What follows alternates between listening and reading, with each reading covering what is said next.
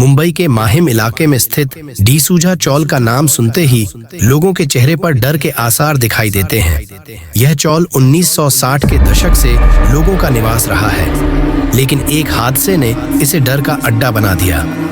यह कहानी एक ऐसी महिला की आत्मा की है जो आज भी इस चौल में भटकती है। यह उन दिनों की बात है जब चौल में पानी की कमी होती थी।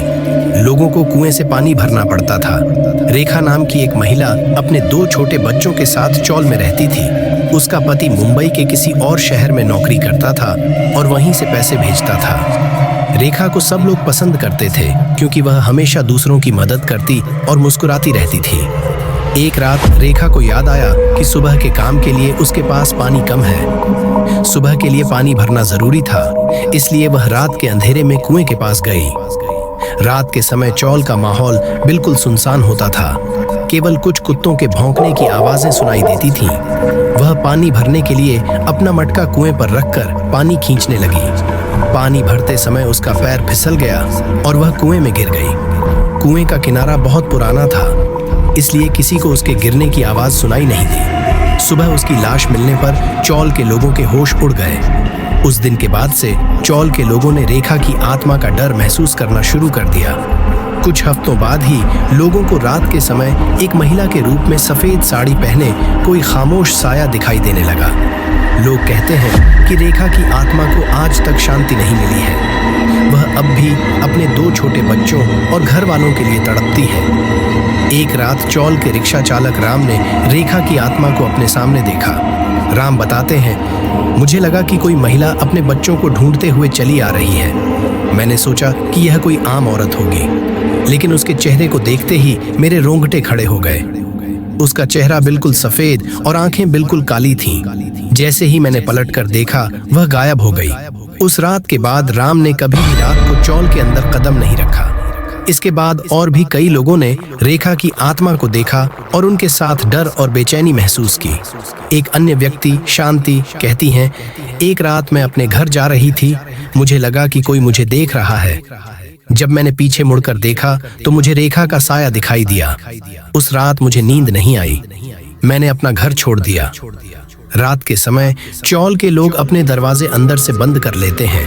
किसी को भी रात में कुएं के पास जाने की इजाजत नहीं है। लोग कहते हैं कि रेखा की आत्मा को अब भी शांति नहीं मिली है।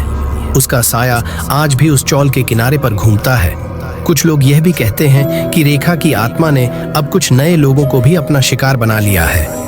जिन लोगों ने उसे देखा, उनका कहना है कि उसकी आत्मा से एक अजीब सी ठंडक और डर का एहसास होता है। कुछ महीने पहले एक नए परिवार ने चौल में रहने का फैसला किया।